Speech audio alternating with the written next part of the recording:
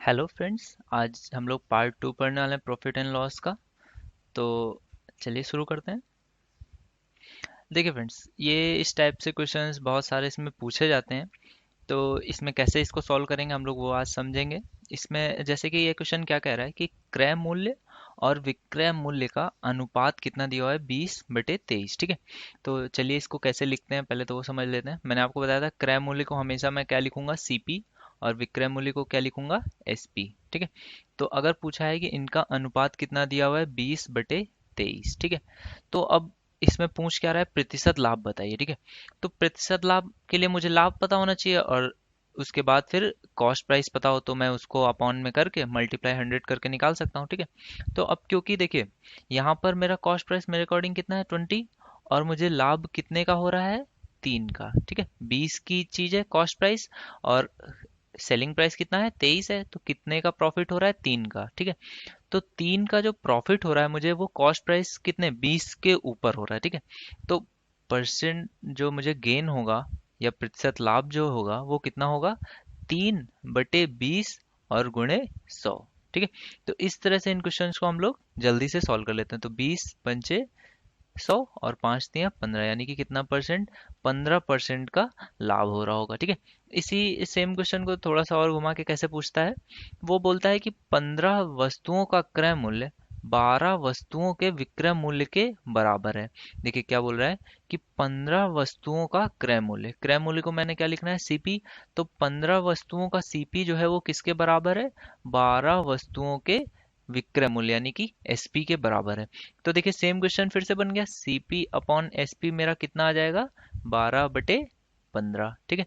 तो इसको आप चाहें तो काट लीजिए, 3 से देखिए कट रहा है, तो 4 तियां 12 और 5 तियां 15। ठीक है। तो अब देखिए कॉस्ट प्राइस मेरा कितना है, 4 है, और सेलिंग प्राइस कितना है, 5 है। तो मेरे को लाभ कितने का हो रहा है, 1 का। ठीक है। 1 का लाभ कितने पर है, 4 पर। ठीक है। तो 100 से फिर से इसको मल्टीप्लाई कर लीजिए, तो आपका आंसर कितना आ जाएगा।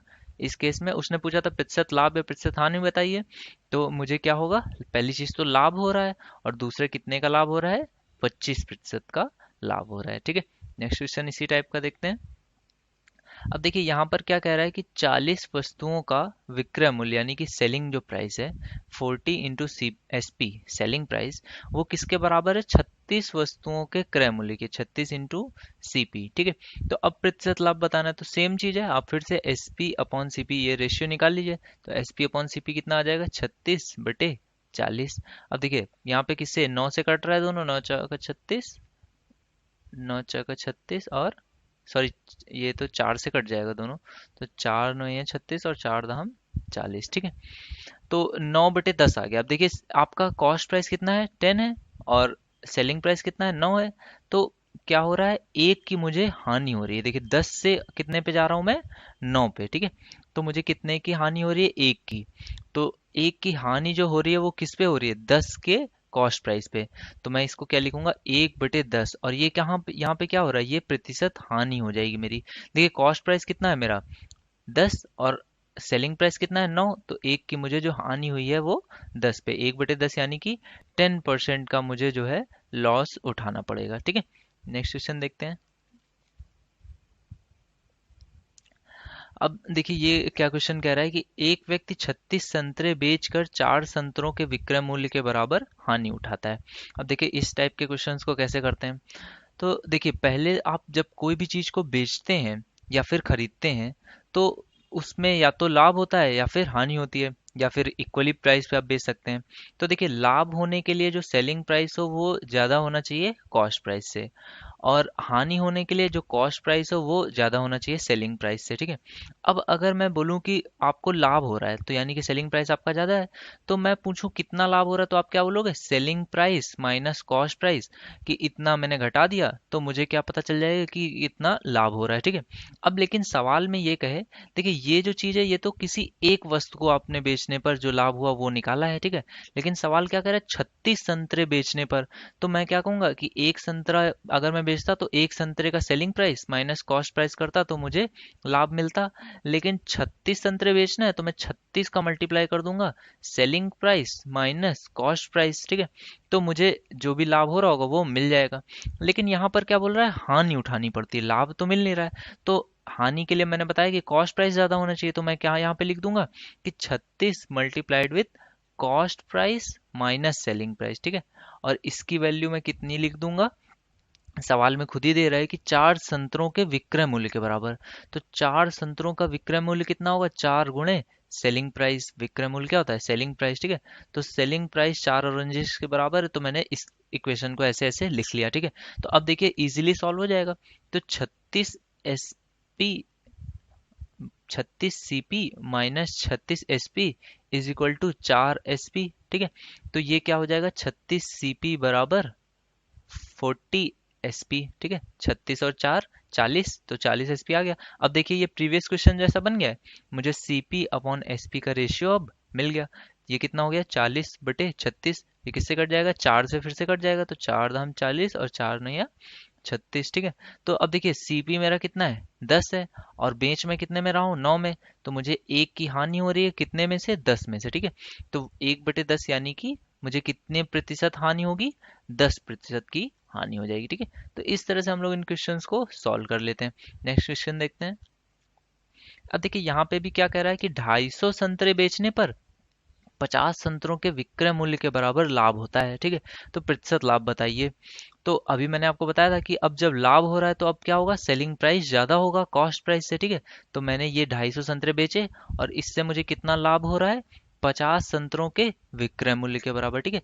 यहाँ पे जरूरी नहीं है विक्रय मूल्य, यहाँ पे कुछ भी हो सकता है। विक्रय मूल्य बोल रहा है तो मैंने विक्रय मूल्य यहाँ पे SP लिख दिया, ठीक है। अब इक्वेशन को आप सॉल्व कर लीजिए। तो ये 50 SP, यहाँ पे 250 SP है, तो ये इधर आएगा तो कितना बचेगा, 200 SP और बराबर 250 CP, ठीक है। तो इस तरह से अब मैं फिर से रेशियो निकाल लूंगा। तो SP अपॉन CP बराबर कितना आ जाएगा, 250/200, ठीक है। तो मैं 200 का जो कॉस्ट प्राइस है उस पर मुझे कितना प्रॉफिट होता है, 50 का।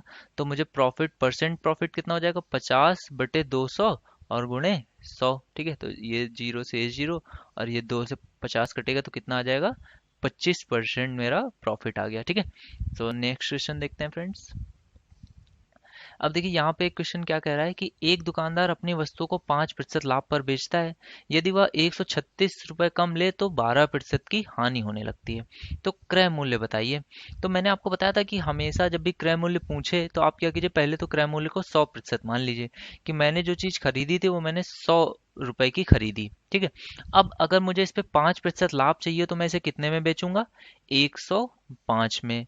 और अगर मुझे 12% हानि चाहिए होगी तो मैं कितने में बेचूंगा, 88 रुपए में। 12% इसका निकाल के 88 रुपए में बेचूंगा, ठीक है। तो मेरे अकॉर्डिंग अगर मैं इसको हानि चाहिए तो 88% में और लाभ चाहिए तो 105% में बेचूंगा। तो मेरे अकॉर्डिंग इसके बीच में कितना अंतर आया, देखिए यहाँ पे ये कितना है, 12 कम है 100 से और यहाँ पे 5 ज्यादा है, तो 12 और 5 17% का मेरे अकॉर्डिंग अंतर आया, ठीक है। लेकिन सवाल में क्या कह रहा है कि 136 रुपए कम ले, पहले वो 5% लाभ यानी 105% पे बेचता था, लेकिन अब उसे 12% की हानि हो रही है।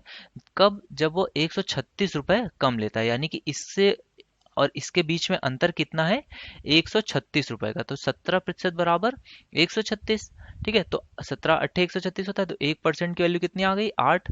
तो 100% की वैल्यू कितनी आ जाएगी, 800, ठीक है। अब देखिए इस तरह के सवाल आते हैं और अगर आप सवाल में इतना समय देंगे जबकि ये सवाल कुछ सेकंड्स का है तो फिर आपको पेपर में कुछ और सवाल छोड़ने पड़ जाएंगे। तो आप इस सवालों को शॉर्टकट समझिए कैसे आपको करना है। देखिए जब भी लाभ और हानि दी हो, यानी कि लाभ और हानि है तो एक तरफ ये पॉजिटिव होगा एक तरफ निगेटिव होगा, ठीक है। 100 के अगर ऊपर गया तो लाभ हो रहा होगा, नीचे गया तो हानि हो रही होगी। तो जब अपोजिट चीजें दी हो तो आप उन्हें क्या करिए, ऐड कर दीजिए, ठीक है। तो यहाँ पे 5% लाभ है और यहाँ पे 12% हानि है, ठीक है। तो लाभ और हानि, तो आप क्या कीजिए, उन्हें ऐड कर दीजिए। 17% बराबर जितना उनके बीच में डिफरेंस हो, यानी कि 176 रुपये कम लेने पड़ रहे हैं, तो 17% बराबर 136, ठीक है। अब यहीं पर अगर होता कि लाभ 5% है, अगर 136 रुपये बढ़ा के दे तो 12% का लाभ और होगा, 12% का लाभ हो जाएगा, ठीक है। तो उस केस में आपका क्या होता है कि 5% पहले लाभ हो रहा था प्लस का, और अब कितने का हो रहा है, 12%। तब आपको क्या करना पड़ेगा, उनके बीच का अंतर निकालने के लिए बड़ी वैल्यू से छोटी वैल्यू को आपको घटाना पड़ेगा। तो अगर सेम क्वेश्चन होता और यहाँ पे 12% का लाभ हो रहा होता तो मैं क्या करता, 12 - 5 यानी कि 7 7% बराबर हो जाता मेरा 136। ठीक है, तो उस केस में मैं इस इक्वेशन को सॉल्व करता। ठीक है, तो इस टाइप से नेक्स्ट क्वेश्चन को देखते हैं कैसे हम लोग जल्दी जल्दी इन क्वेश्चंस को सॉल्व कर लेंगे। ठीक है, तो यहाँ क्या बोल रहा है, 70% की हानि, और यहाँ पर क्या है, 18% का लाभ। और कितने रुपए का अंतर आ रहा है, 560 रुपए अधिक में बेचने पर। ठीक है, पहले हानि थी, अधिक में बेचा तो लाभ होगा, ऑब्वियस सी बात है। तो 18 और 17 मेरे अकॉर्डिंग कितना हो गया, 35%। और सवाल में 35% की वैल्यू कितनी दी है, 560। तो आप इसको सॉल्व कर लीजिए। देखिए 7 से दोनों कट जाएंगे, 7×5 = 35 और 8×7 = 56। ठीक है, तो 8 आ गया। तो अब देखिए 5% की वैल्यू आपको कितनी है, 80। तो आप या तो चाहे तो 1% की वैल्यू निकालिए, या फिर सीधे से आपको 100% यानी कि क्रय मूल्य पूछा गया है, क्रय मूल्य। तो 100% में इसमें मैं क्या करूं, 20 का मल्टीप्लाई कर दूं। तो इसमें भी 20 का मल्टीप्लाई हो जाएगा, तो ये कितना आ जाएगा, 1600 रुपये। ठीक है, तो 1600 रुपये उसका क्रय मूल्य आ गया। ठीक है, नेक्स्ट क्वेश्चन देखते हैं। अब जैसे कि ये क्वेश्चन है, इसमें क्या बोल रहा है, एक व्यक्ति अपनी वस्तुएं 8% लाभ पर बेचता है।